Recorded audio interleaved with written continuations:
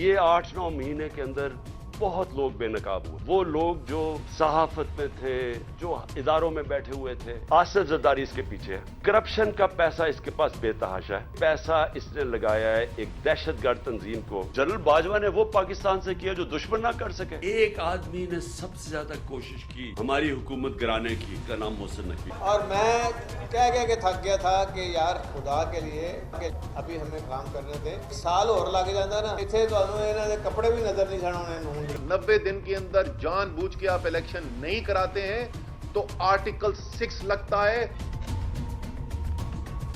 अस्सलाम वालेकुम नाज़रीन, आप रूबरू प्रोग्राम देख रहे हैं और मैं हूं आपका मेज़बान शौकत पराचा। इमरान खान फिर आज बरस पड़े। उन्होंने कहा कि साजिश के ज़रिए इस हुकूमत को लाया गया। साथ साथ उन्होंने कहा कि मेरे कत्ल के लिए आसिफ अली जरदारी इंतहा पसंद तंजीम को पैसे दे रहे हैं। पंजाब और खैबर पख्तूनख्वा की सूबाई असम्बलियों के इंतखाबात कब होंगे इल्म नहीं है, लेकिन आज इलेक्शन कमीशन ने PTI के इस्तीफ़े मंजूर होने से खाली शुदा नशिस्तों पर 33 हलकों के लिए 16 मार्च को इलेक्शन का ऐलान कर दिया। चौधरी परवेज़ इलाही बाकायदा ताने दे रहे हैं। वो कहते हैं कि इमरान खान ने हुकूमतें तोड़कर अपने पाँव पर खुद कुल्हाड़ी मारी, और साथ साथ उन्होंने फवाद चौधरी की गिरफ़्तारी पर भी तबसरा किया कि एक तो चला गया, पकड़ा गया, बाकी मौजूद हैं। वो PTI के लोगों की तरफ इशारा कर रहे हैं। गो के बाद में अपने इस बयान पर मादरत भी कर ली उन्होंने। इसी तरह से शेख रशीद अहमद ने और ख़ुद PTI ने मोहसिन नकवी निगरान वज़ीर आला पंजाब के ख़िलाफ़ आज सुप्रीम कोर्ट को मूव कर दिया। डॉलर बहुत ऊपर जा रहा है और हम लड़ाइयाँ लड़ रहे हैं, यानी कि हमारी वाकई मत मारी हुई है। मुल्क के नामवर एंकर पर्सन तज्ज़ियाकार जनाब जावेद चौधरी साहब का कोई 2 हफ्ते पहले कॉलम का टाइटल भी यही था कि हमारी मत मारी गई है। और आज हमारे रूबरू भी जनाब चौधरी साहब। आपका बहुत शुक्रिया जी, बहुत मेहरबानी, थैंक यू वेरी मच जी। इमरान खान आज फिर इदारों पे चढ़ दौड़े। उन्होंने कहा कि जी वो इदारों ने इस हुकूमत को साजिश करके लाया। ये कहानी ख़त्म नहीं हो रही अभी। देखिए, अगर तो इस गवर्नमेंट को वाकई कुछ साजिश करके लाया था तो ये सबसे बड़ी साजिश इमरान खान साहब ने की थी। उसकी वजह ये थी कि उनको पहले जनरल बाजवा साहब समझाते रहे, उनको DJ ISI समझाते रहे, उनको अपनी पार्टी के लोग समझाते रहे, जिसमें परवेज़ खटक साहब शामिल हैं, जिसके अंदर फैसल वाडा साहब शामिल हैं, जिसके अंदर फवाद चौधरी साहब शामिल हैं। उस सारे लोग समझाते रहे कि हम गलत डायरेक्शन में जा रहे हैं और अगर हमने इन चीज़ों को कंट्रोल ना किया तो हमारी गवर्नमेंट नहीं बचेगी। MKM के वफ्द गए इनके पास, उन्होंने कहा जी हमने, और जब MKM ने इनका साथ छोड़ा तो उन्होंने कहा था जी हम इनके साथ रहेंगे तो हम अगला इलेक्शन नहीं लड़ सकते।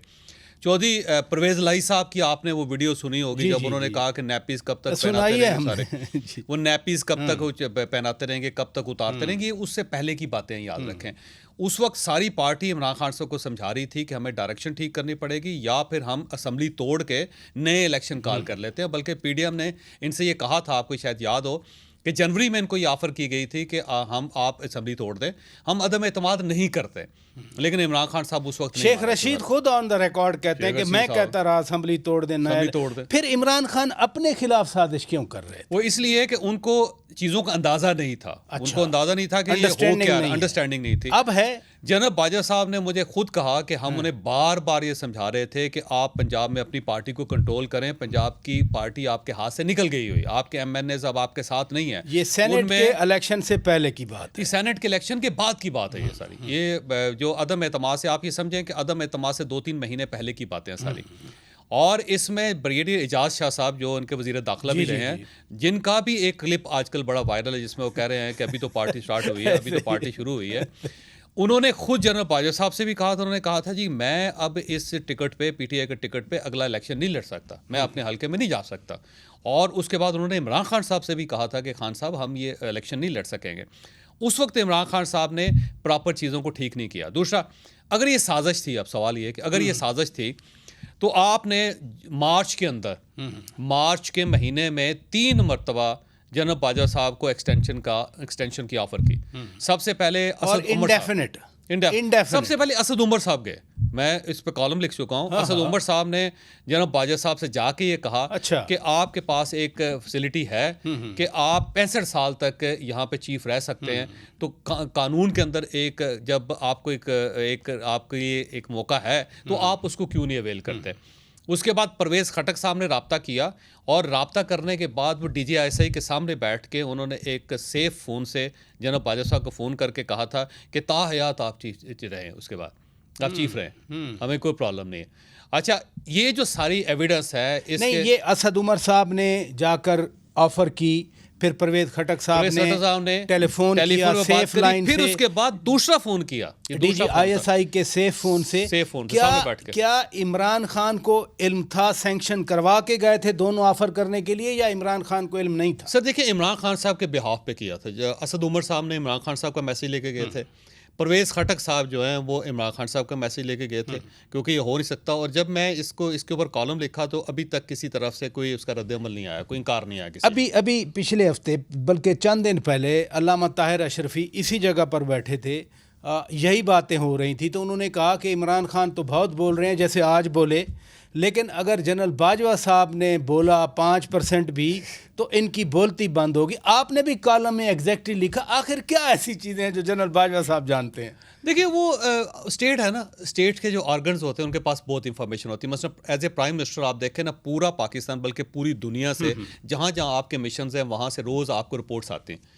वो रिपोर्ट्स जो होती हैं वो एक पूरा इंफॉर्मेशन का बैंक होता है। जब आपके नज़रों से वो बैंक गुजर रहा होता है तो आपको हर चीज़ का पता होता है। पाकिस्तान के अंदर भी 3-4 बड़ी सीक्रेट एजेंसीज हैं, वो रोज़ प्राइम मिनिस्टर को वहाँ से ब्रीफिंग आती है। तो प्राइम मिनिस्टर तो बहुत सेम, इसी तरह स्टेट का सबसे बड़ा ऑर्गन जो आर्मी चीफ होते हैं उनके पास हर किस्म की इंफॉर्मेशन होती है। और जब इतनी इंफॉर्मेशन आपके पास होगी तो ज़ाहिर है जहाँ किसी जगह बोलेंगे तो फिर आपके बहुत जनरल बाजवा साहब से आपकी मुलाकात हुई, बातें यही हुई, क्या ऐसी चीज़ है जो इतनी डैमेजिंग हो सकती है कि अगर 5% भी वो बोल गए तो तूफान आ जाएगा? ये वैसे आपको ना अशरफी साहब से पूछना चाहिए, मुझसे तो नहीं। मैंने मतलब आप भी तो मिल के आए ना। अशरफी साहब जो ना वो बहुत अच्छी तरह जानते हैं। अशरफी साहब उसका अब आपने उधर नहीं, मैं बताने लगा। अशरफी साहब इसलिए जानते हैं कि सऊदी अरेबिया के साथ जितनी भी एंगेजमेंट थी वो अशरफी साहब उसके अंदर होते हैं। नहीं, आप भी तो जनरल बाजवा साहब से मिल के आए ना, आपका तो बड़ा इंटरेक्शन हुआ। वो सारी चीजें बयान कर चुका हूँ, उसमें से बल्कि 20% चीजें, 80% अभी हैं। अभी है ना, मैं यही 5%। आप चाह रहे हैं कि आपके प्रोग्राम बता दूं?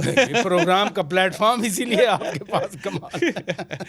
तो मेरा ख्याल ये है कि इमरान खान साहब की ज़िंदगी में जब उन्होंने अदम एतमाद हुई और वो इक़्तिदार से निकल गए तो उसमें कोई शक नहीं कि वो खुद एक्सपेक्ट कर ही नहीं रहे थे कि लोग इतने इकट्ठे हो जाएंगे और इनकी इतनी पॉपुलैरिटी हो जाएगी।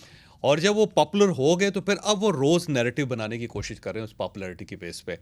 अब सवाल ये है कि अगर वाकई वो साजिश थी तो क्या पाकिस्तान मुस्लिम लीग काफ उस साजिश का हिस्सा थी? क्योंकि मुस्लिम लीग काफ जब निकली तो उसके बाद इमरान खान साहब की गवर्नमेंट चली गई। और अगर वो साजिश का हिस्सा थी तो फिर चौधरी परवेज़ इलाही साहब इनके CM क्यों बाद में बने? MKM जो थी क्या उसका भी हिस्सा थी? वो भी साजिश का, क्योंकि MKM गई तो उसके बाद ज़ाहिर इनकी गवर्नमेंट चलेगी। अब अगर MKM भी उस साजिश का हिस्सा थी तो उसका मतलब है कि 4.5 साल या 4 साल आप साजिशों के साथ रहे। ये डेली नैरेटिव, बाप पार्टी निकल गई आपकी। नहीं, डेली नैरेटिव बना रहे हैं इमरान खान, आप दुरुस्त कह रहे हैं, लेकिन नैरेटिव एक कांस्टेंट भी है, वो यही कि इदारों पे डालना कि उन्होंने साजिश की। इतना सिर्फ एक बार, सिर्फ एक बार DGISI आए थे, स्क्रीन पे उन्होंने बात की, उन्होंने वही बात की कि रातों को आप एक्सटेंशन की ऑफ़र करते हैं।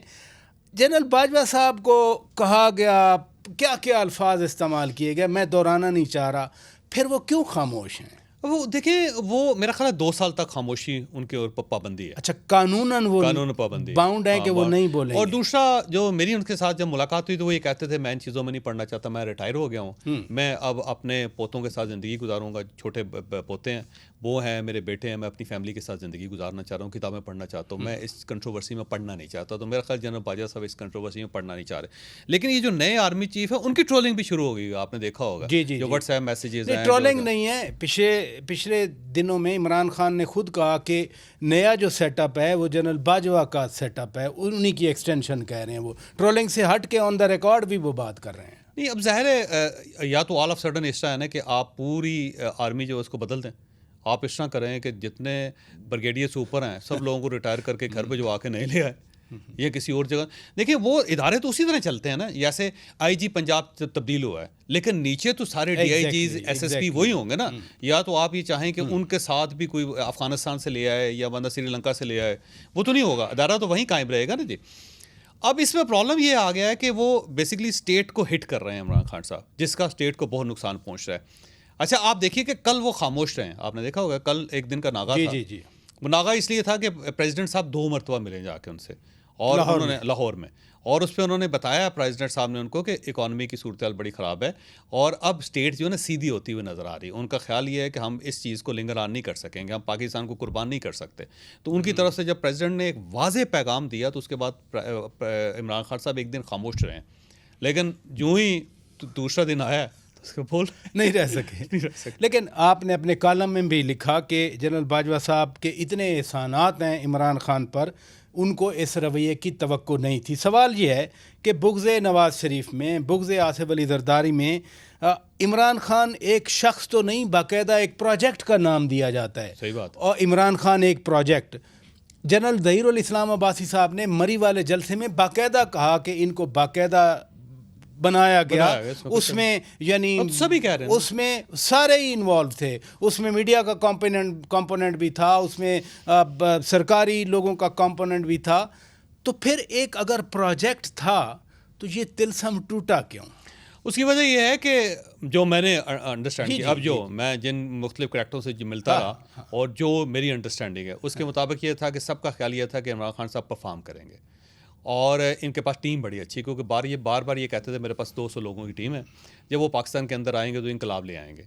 लेकिन जब वो टीम सबसे पहले उन्होंने देखी तो उससे मेरा ख्याल है पहली मरतबा तो उनको परेशानी ये हुई कि ये वो टीम है जिसका हम इंतज़ार करते रहे, जो 100 दिन कहते थे कि 100 दिन में तब्दीली आ जाएगी। बहुत सीनियर जनरल हैं, अभी भी वो रिटायर नहीं हुए, उन्होंने मुझे कहा कि जी मैं जब सब पहली मरतबा प्राइम मिनिस्टर साहब से मिलने गया तो वहाँ पर एक लड़का सा था और लिपस्टिक लगाई हुई थी उन्होंने, और मेकअप भी उन्होंने किया हुआ था, बड़ी जेल लगाई, बाल बूलर बनाए हुए, कभी आ रहे हैं कभी जा रहे हैं, कभी प्राइम मिनिस्टर के पास जा रहे हैं, कभी हमारे पास आ रहे हैं, कभी इस तरह कर रहे हैं। तो कहने लगा, मैंने अपने लोगों से पूछा कि ये कौन साहब हैं, तो उसमें उन्होंने कहा जी ये जुल्फ़कार बुखारी साहब हैं। कहना मेरे समझ में नहीं आया, मैंने कहा जुल्फ़कार बुखारी साहब को तो नहीं मैं जानता, ये कौन है? उन्होंने कहा जुल्फ़ी बुखारी है। कहना मैंने कहा है ये जुल्फ़ी बुखारी है, ये उनका ये रिस्पॉन्स था। कहते हैं मैं सख्ता तारी हो गया कि जुल्फ़ी बुखारी का तो हम बहुत नाम सुनते थे, तो ये जुल्फ़ी बुखारी है सारा। सेम इसी तरह एक जनरल साहब ने मुझे बताया कि फैसल वाडा साहब ने उनसे कहा, कहने लगा मैं गया हुआ था वहाँ पे, तो उन्होंने मुझे बुलवाया, बुलाने के बाद कहने लगे जी मेरी बॉस है, आपको पता है प्राइम मिनिस्टर समेत सब लोग जनरल बाजवा को बॉस कहते थे। अच्छा, सारा पूरे यानी पूरा हर जगह पे उनको इमरान खान खुद भी बॉस कहते थे। इमरान खान साहब खुद उनको बॉस कहते थे, जिस पे जनरल बाजवा साहब ने कई मरतबा ने कहा कि सर ये बड़ा इंसल्टिंग है, इस तरह करें, आप मेरे बॉस हैं, मैं आपका बॉस नहीं हूँ। और उसके बाद ये था कि उसने फैसल वाडा साहब ने उनको रोक के कहने लगा जी मैं आपसे बात करना चाहता हूँ। जनरल रुक गए, उन्होंने कहा हाँ जी।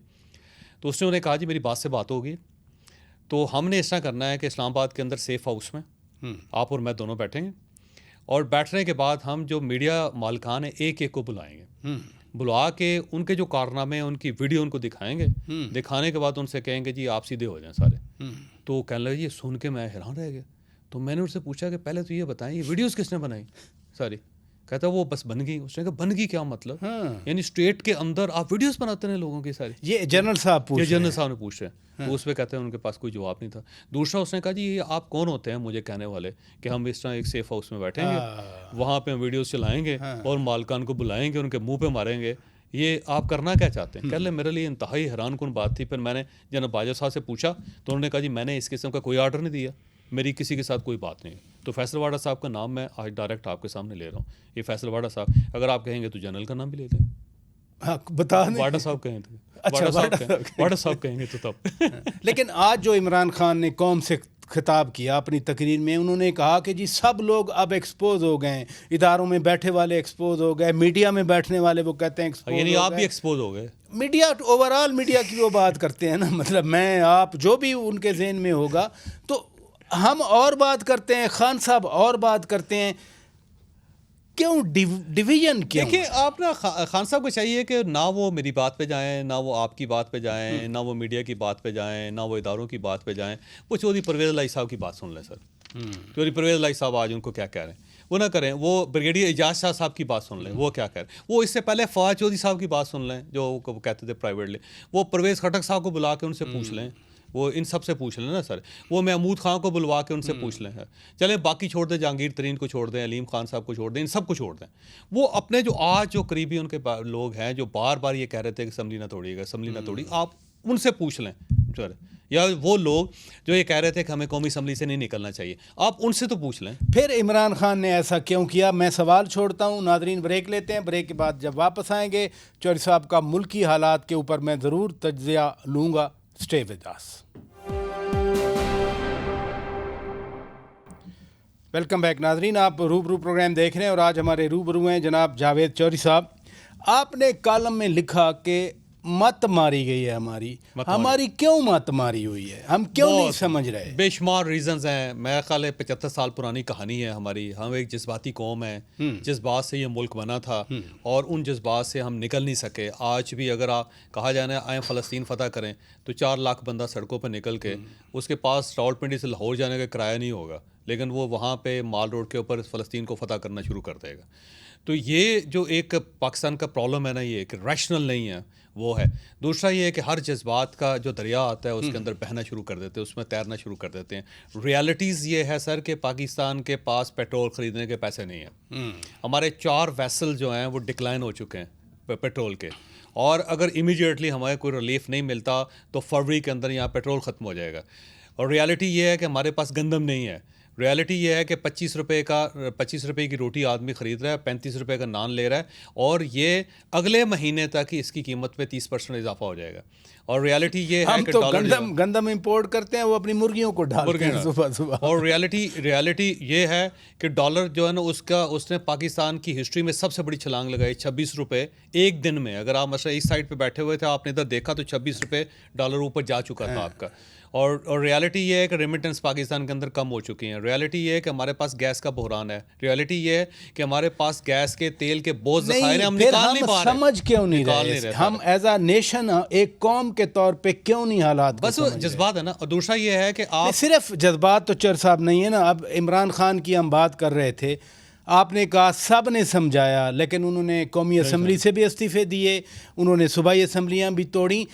किसके कहने पे क्यों तोड़ी हैं असेंबली? वो जब एक आदमी फैसला करेगा ना प्राचा साहब, तो फिर यही होगा। आपका चैनल है ना सर, इस चैनल के अंदर सिर्फ एक आदमी अगर फैसला करे हुए कहे जी आज स्क्रीनें हटा दें तो हट जाएंगी, और ये कहें कि इनको यहाँ से उठा के साइड एक आदमी का फैसला इसे उल्टा प्रोग्राम। लेकिन परवेज इलाही ने कहा ना कि जो एक तो पकड़ा गया, बाकी जो 3-4 हैं वो अभी उनके इर्द गिर्द बैठे हैं। 50 लोगों फैसल वाडा एग्जैक्टली यही बात करते हैं, 3 साहब 3 दोस्त। वो कौन है? वो सारे लोग जो साथ साथ बैठे रहते हैं, उनके सबका ख्याल ये है कि ये खान साहब के कान भरते हैं। और खान साहब की एक ट्रेजेडी ये भी है कि वो जब बोल रहे होंगे, कोई आदमी साइड से जो कह देगा वो फौरी तौर पर बोल देंगे, वो उसके नताइज नहीं देखेंगे कि इसके नताइज क्या निकलेंगे। लेकिन प्राइस साहब एक चीज़ जो बड़ी इंपॉर्टेंट है वो ये, इमरान खान साहब ने इल्ज़ाम लगाया कि आसफ अली जरदारी साहब उनको कत्ल करवाना चाहते हैं ना, ऐसा ही है ना? जी बिल्कुल। मेरा ख्याल ये बड़ा सीरियस इल्ज़ाम है। उन्होंने कहा है इस पे तहकीकात होनी चाहिए, क्योंकि इमरान खान साहब एक साबिक प्राइम मिनिस्टर है। एक साबिक प्राइम मिनिस्टर की तरफ से एक साबिक प्रेसिडेंट के ऊपर अगर ये इल्ज़ाम है, ये बड़ा सीरियस है। तो मेरा ख्याल ये है कि इमरान खान साहब की इस बात को सीरियस लेना चाहिए और एक कमीशन बनना चाहिए, और उसमें इमरान खान साहब को बुला के पूछना चाहिए कि आपको ये साजिश का किसने बताया और किसने किसको पैसे दिए। बड़ी इंपॉर्टेंट चीज़ है ये। और उन्होंने कहा इंतहा पसंद तंजीम को पैसे दिए इन्होंने। तो ज़ाहिर है अब कोई इंतहा पसंद तंजीम होगी ना कोई हैंडलर होगा, किसी ने रब्ता किया होगा, कहीं से पैसे आए होंगे, किसी को दिए गए होंगे, कहीं कोई पैसे लेकर गया होगा। तो ज़ाहिर है अगर इतना बड़ा इल्ज़ाम एक साबिक प्राइम मिनिस्टर लगा रहे, साबिक प्राइम मिनिस्टर याद रखें, तो फिर मेरा ख्याल ये बहुत सीरियस चीज़ है और इस पर गवर्नमेंट को फ़ौरन नोटिस लेना चाहिए, एक कमीशन बनाना चाहिए, हाई पावर्ड कमीशन हो। इमरान खान साहब अपनी मर्जी का उसमें IG लगा लें, DIG लगा लें, लेकिन इसका दूध का दूध और पानी का पानी। इस इल्ज़ाम का आसिफ अली जरदारी पर तो बहुत मनफी असर पड़ेगा। वो पहले ही मूव नहीं कर सकते, अब अगर लोगों को इस तरह से इश्तियाल दिलाया जाएगा PTI के फॉलोअर्स को तो होगा क्या? खुदा ना खास्ता अगर इमरान खान साहब को कुछ हो जाता है तो आसिफ अली जरदारी साहब के ऊपर तो 302 लग जाएगी। यही उनके खिलाफ तो केसेस शुरू हो जाएंगे सारे। क्योंकि आप देखें बीबी मोहतरमा बेनज़ीर भुट्टो जब शहीद हुई तो उन्होंने एक ईमेल लिखी थी, आपको पता है? उस ईमेल की बुनियाद पे बाद में केसेस हुए सारे। तो अगर एक साबिक प्राइम मिनिस्टर एक साबिक प्रेसिडेंट के ऊपर इतना बड़ा इल्ज़ाम लगा रहा है तो ये सीरियस इशू है। मेरा ख्याल है गवर्नमेंट को इसका नोटिस लेना चाहिए, इमीडिएटली कमीशन बना के, और उस कमीशन को चाहिए कि इमरान खान साहब से एविडेंस हासिल करें, और अगर वाकई आसिफ अली जरदारी साहब इसमें मुलव्वस है तो आसिफ अली जरदारी साहब के खिलाफ कार्रवाई होनी चाहिए।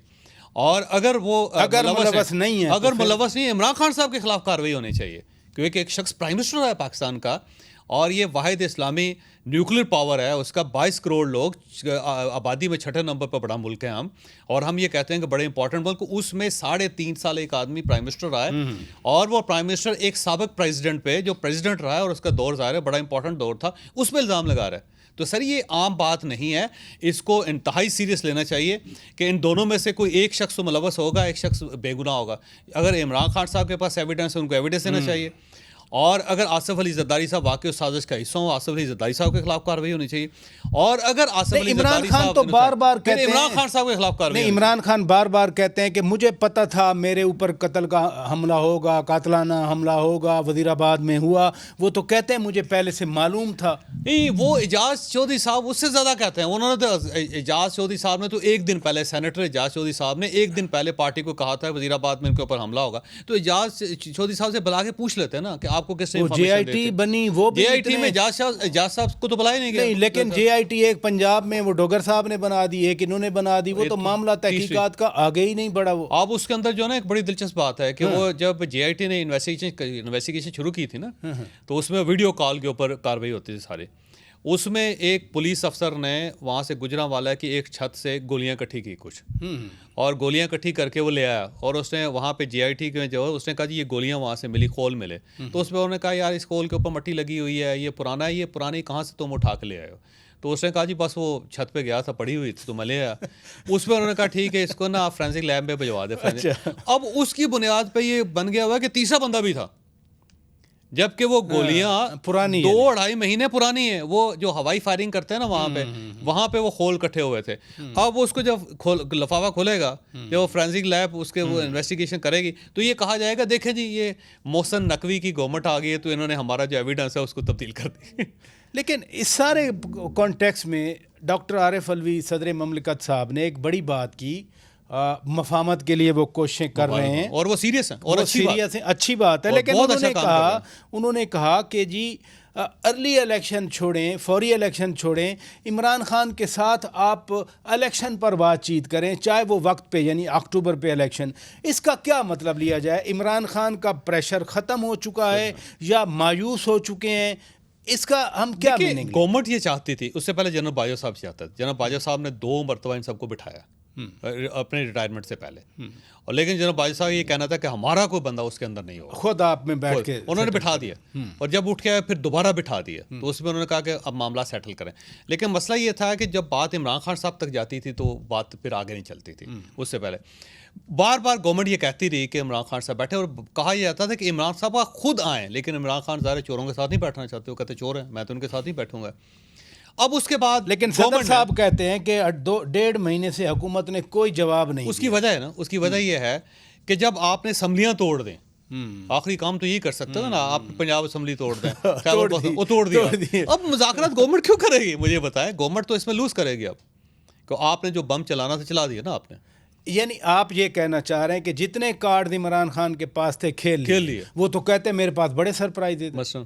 अभी तो आज एक सरप्राइज आया ना, एक क्या ये सरप्राइज है, आसिफ जरदारी पे ऊपर इल्जाम लगा दिया। खैर इल्जामात तो लगते रहते हैं, लेकिन आपकी बात दुरुस्त है कि इसकी तहकीकात होनी चाहिए, बड़ा सीरियस। लेकिन मेरा ख्याल शायद ये जो उन्होंने बयान दिया ना, वो इसकी रीज़न ये भी है कि उनकी सिक्योरिटी कम की जा रही है। लाहौर के अंदर 650 पुलिस एहलकार हैं, 650 पुलिस एहलकार लाहौर में अंदर।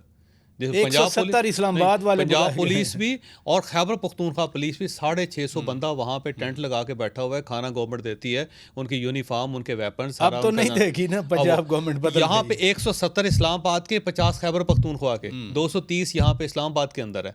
मुझे ये बताइएगा कि इमरान खान साहब तो इस मुल्क को रियासत मदीना बनाना चाहते थे। रियासत मदीना में एक बनी गाला के अंदर जहाँ पे वो नहीं रहते, उसमें 230 बंदा उसकी वहाँ पे उसकी हिफाजत कर रहा है, 650 जमान पार्क में कर रहा है। साथ वो कहते हैं कि मैं किसी से नहीं डरता, जान अल्लाह ताला को देनी है, मेरी हिफाजत अल्लाह ताला करेगी। और साथ एक रिक्वेस्ट की जाती है कि सारे कारकुन आ जाएं अपने चेयरमैन को बचाने के लिए। खैर वो तो कारकुन हैं, उनके लीडर हैं, वो बुला सकते हैं। कल मरियम नवाज शरीफ साहिबा वतन वापस लौट रही हैं, क्या असरात आप देखते हैं पंजाब की पॉलिटिक्स पे? देखिए, जो पाकिस्तान मुस्लिम लीग नून है उसके पास 2 कार्ड्स बचे हैं। एक कार्ड मरियम नवाज है, ठीक है, अब ये कार्ड इस्तेमाल हो गया, और उसके बाद मियां नवाज शरीफ है, ठीक है। अब अगर मरियम नवाज साहिबा आके अगर पार्टी को रिवाइव करने में कामयाब हो जाती हैं, फिर तो पार्टी बच जाएगी। और अगर ये कार्ड भी एक्सरसाइज हो गया, वो तो तंजीम नौ के लिए आ रही है ना, और अगर वो पार्टी नहीं खड़ी कर पाती और किसी 2-4 हलकों में वो अपने उम्मीदवार खड़े करके नहीं जीतती, क्योंकि ये टेस्ट होगा ना उनके पास, उन्हें कहा जाएगा ये 5 हलके आप वहाँ पे अपने उम्मीदवार खड़े करें, इलेक्शन जीत के दिखाएं, और अगर वो इलेक्शन नहीं जीत पाती तो इसका मतलब ये हुआ कि ये कार्ड भी ज़ाया हो गया। उसके बाद मियां नवाज शरीफ आखिरी कार्ड बचते हैं, और अगर मियां नवाज शरीफ के आने के बाद भी अगर पाकिस्तान मुस्लिम लीग नून रिवाइव नहीं करती तो फिर वाकई पाकिस्तान मुस्लिम लीग नून के लिए खतरे की घंटी बज चुकी है। फिर आप ये समझे कि चैप्टर क्लोज है आपका। चले मैं फिर इतनी आसानी से काम नहीं, मैं ब्रेक लेता हूँ चर साहब। ब्रेक के बाद नादरीन ज़रा मैं पंजाब पे बात करना चाह रहा हूँ। क्या वाकई मोहसिन नकवी साहब इतना बड़ा ख़तरा है इमरान खान के लिए? वो कहते हैं मेरी हुकूमत गिराने में भी मोहसिन नकवी थे, और पंजाब ने पूरे मुल्क को हॉस्टेज किया हुआ है। लड़ाई पंजाब की है, सफ़र पूरा मुल्क कर रहा है, वो सिंध भी कर रहा है, बलूचिस्तान भी कर रहा है, खैबर पख्तूनख्वा भी कर रहा है। क्यों? ब्रेक के बाद बात करेंगे। वेलकम बैक नाजरीन, आप रूबरू प्रोग्राम देख रहे हैं और आज हमारे रूबरू हैं जनाब जावेद चर साहब। आसिफ अली जरदारी पर बाकायदा इल्ज़ाम लगा दिया कि वो उनके कत्ल की साजिश कर रहे हैं, और मोहसिन नकवी साहब के बारे में कहते रहे कि आसिफ अली जरदारी उनको ख़ास तौर पर लाए हैं, उनका बच्चा। मोहसिन नकवी इतना बड़ा ख़तरा है इमरान खान के? देखिए मोहसिन नकवी साहब जो है ना, एक तो चौधरी बरादरान के वो रिश्तेदार हैं, ठीक है, ये वो चौधरी शुजात साहब की जो भांची है उनके खामद हैं, ठीक है। और 2018 में जो काफ लीग का इत्तेहाद हुआ था पीटीआई के साथ, वो भी मोहसिन नकवी के घर हुआ था। जहांगीर तरीन साहब और उसके बाद ये जो सारे लोग थे वहाँ पे मिलते थे चौधरी साहबान के, ये बिल्कुल।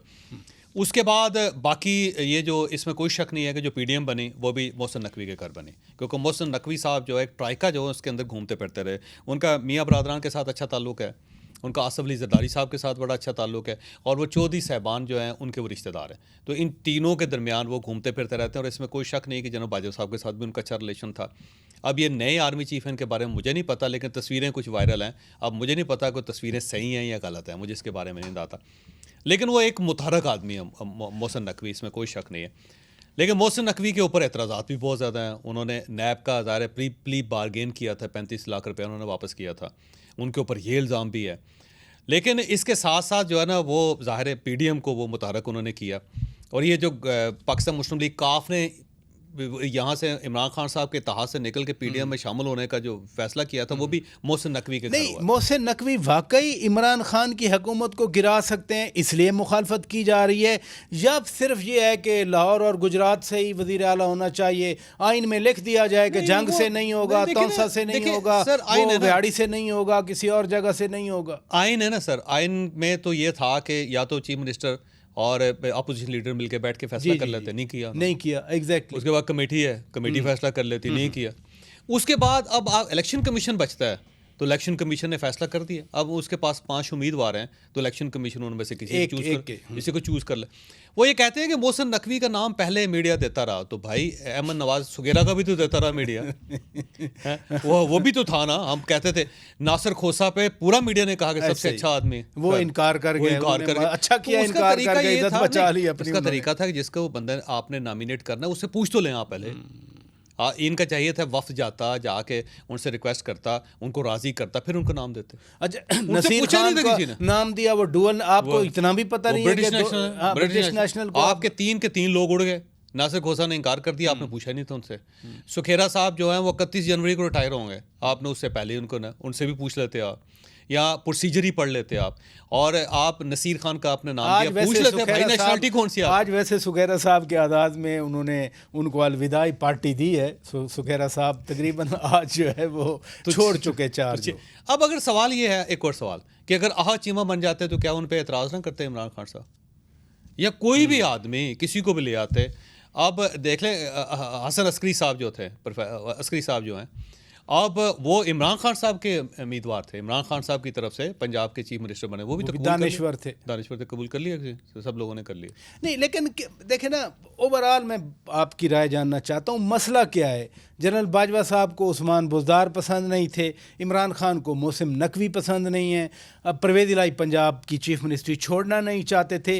ये पंजाब का मसला पूरे मुल्क को क्यों ले डूबा है? सर देखिए, पूरी पॉलिटिक्स जो इस वक्त है ना वो ईगो पे चल रही, और ईगो पे चल रही, और ईगो के बारे में कहते हैं ego is the worst enemy of किसकी ईगो? Of your soul. किसकी ईगो? हर आदमी की ईगो, हर बंदे की ईगो, कि आप इमरान खान साहब ईगो से नीचे नहीं उतर रहे, पीडीएम ईगो से नीचे नहीं उतर रहे, प्रेसिडेंट साहब ईगो से नीचे नहीं उतर रहे। नहीं, बाकी प्रेसिडेंट साहब कोशिश कर रहे हैं, पीटीएम अक्टूबर की बात हो रही है, ईगो फिर कहाँ आ रही है उनकी? हर जगह पे आ रही है ना सर। देख ले आप कि पाकिस्तान इस वक्त विक्टिम ऑफ ईगो है, याद रखें।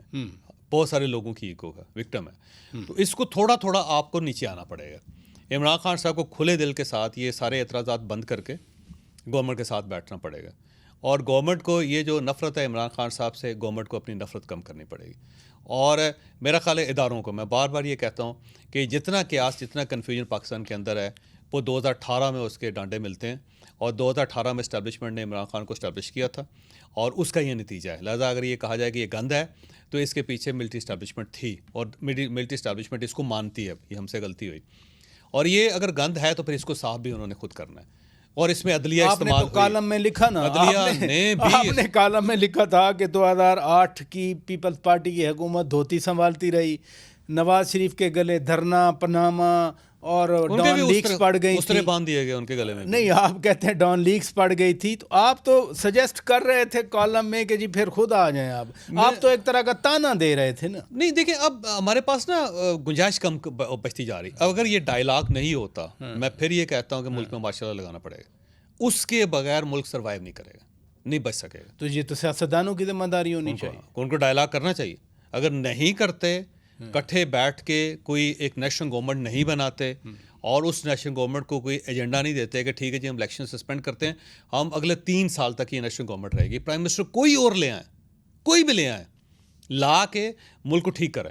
और अगर ठीक नहीं करते तो ये जो अगला इलेक्शन, ये खूनी इलेक्शन है, ये इलेक्शन मुल्क को बर्बाद कर देगा। उसकी वजह यह है कि स्प्लिट मैंडेट आएगा, कोई मैंडेट किसी पार्टी के पास सिंगल मेजॉरिटी नहीं होगी, मैं प्राइज साहब आपको कह रहा हूँ, और उसके बाद जो गंद पड़ेगा वो पाकिस्तान को तबाह कर देगा। वो आखिरी इलेक्शन साबित होगा, खुदा ना खास्ता हमारे लिए। तो आप यानी ये सजेस्ट कर रहे हैं कि इलेक्शन नहीं होना चाहिए, 3 साल की केयर टेकर आनी चाहिए। केयर टेकर नहीं, आप नेशनल गवर्नमेंट बना लें, कोई नेशनल गवर्नमेंट बना लें जिसमें सारी पार्टियों को शामिल कर लें, और उसमें सारी पार्टियों के वो लोग हों जो बाकी समझदार लोग हैं, नारेबाजी ना करें, ये रोज़ तकरीर ना करें आके, और फिर मुल्क को एक ट्रैक पे ले आएँ, ट्रैक पे ला के।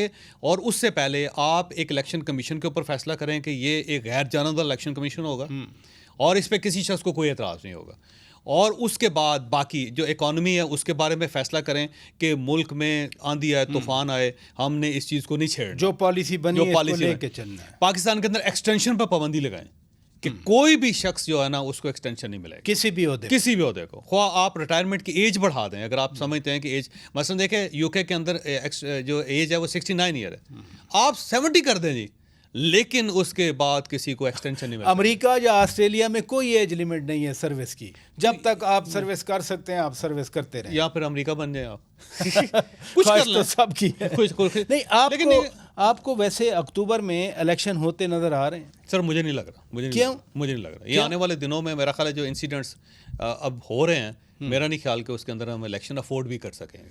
अच्छा, वैसे एक बात है, चूंकि इमरान खान इलेक्शन का मुतालबा कर रहे हैं, वक्त पे इलेक्शन का, और दूसरी साइड की थिंकिंग है जो आप फरमा रहे हैं, कोई लीगल एडवाइज़र की मीटिंग शीटिंग भी होने वाली है, माहिरीन रादर एडवाइज़र तो नहीं। इमेजिन अगर इमरान खान कह रहा होता कि जी इलेक्शन नहीं होने चाहिए, अभी मसाइल हैं, बाकी फिर डेमोक्रेट्स, जमहूरी पार्टियां, उनका क्या रद्द-ए-अमल होता है? सर एक और आपसे सवाल, अगर आज इमरान खान साहब प्राइम मिनिस्टर होते तो क्या इलेक्शन करवा देते? सवाल है आपसे। अगर नहीं करवा रहे होते तो तूफान होता। सवाल है, तूफान होता। तूफान तो अब भी है ना। क्या इमरान खान साहब अगर आज प्राइम मिनिस्टर होते क्या इलेक्शन करवा देते? इलेक्शन तो करवाना पड़ता है। मैं इस हुकूमत से भी कहूँगा इनको इलेक्शन तो करवाना पड़ेगा। लेकिन मैं अगेन ये कहता हूँ कि इस सूरत हाल में इलेक्शन पाकिस्तान को सूट नहीं करता। अच्छा, पाकिस्तान को सूट नहीं करता। मैं देखिए डेमोक्रेटिक हूँ, मैं पूरी ज़िंदगी डेमोक्रेसी की, मैं आज में ये समझता हूँ कि पाकिस्तान अगर चल सकता तो सिर्फ डेमोक्रेसी चल सकता। वर्ल्ड वार में इलेक्शन हुए थे, होते वर्ल्ड वार में, सिंपल मैं ये कहता हूँ अमेरिका में इलेक्शन होते, दो रियलिटी हैं पाकिस्तान की, उनको ज़हन में रखना चाहिए। फ़ौज के बगैर ही मुल्क बच नहीं सकता, और जमहूरियत के बगैर ही चल नहीं सकता। आप अगर फौज को निकाल देंगे मुल्क खत्म हो जाएगा, सीरियसली मैं कहता हूं। और अगर आप जमहूरियत को निकाल देंगे तो मुल्क नहीं चल सकेगा। बेस्ट कॉम्बिनेशन है, बेस्ट कॉम्बिनेशन है कि दोनों बैठ के फैसला कर लें अगर आर्मी भी हिस्सा बने, जुडिशरी भी इसका हिस्सा बने और सियासतदान सारे मिल के बैठ के कम से कम 20 साल का एजेंडा तय कर लें, कम से कम जमहूरियत के ऊपर ही कोई इतफाक़ कर लें कि इसके बाद इलेक्शन कमीशन जो होगा वो बिल्कुल गैर जानबदार होगा और उसके किसी इलेक्शन पे हम एतराज़ नहीं करेंगे। यहाँ पे तो बल्दियाती इलेक्शनों पे एतराज़ हो जाता है, डंडे चल रहे हैं इस वक्त कराची के अंदर, सीडीए का इलेक्शन होता है आपके उसमें सामने डंडे होता चलना है। शुरू हो जाते हैं। बहरहाल बहुत शुक्रिया जनाब जावेद चौधरी साहब। नाजरीन आज हमारे रूबरू थे अमरीकी सदर बाइडन ने भी कोई इस तरह की बात की थी कि डेमोक्रेसी जो है वो बड़ी नाजुक होती है, उसको नर्चर करना पड़ता है, और जो ये सोल्यूशन दे रहे हैं कि फ़ौज और जमहूरियत मिलकर इस मुल्क को आगे लेकर जा सकते हैं। फ़ौज हिफाजत करे जमहूरियत की, नर्चर करे, लेकिन सियासतदानों का जो जमहूरियत के चैम्पियन बनते हैं, जो जमहूरी अक़दार जिनको अपनाना चाहिए, उनका क्या फ़र्ज़ बनता है। नाज़रीन आप और मैं यही देख रहे हैं आजकल पाकिस्तान में। अपने मेज़बान शौकत पराचा को इजाज़त दीजिए। खुदा हाफिज़।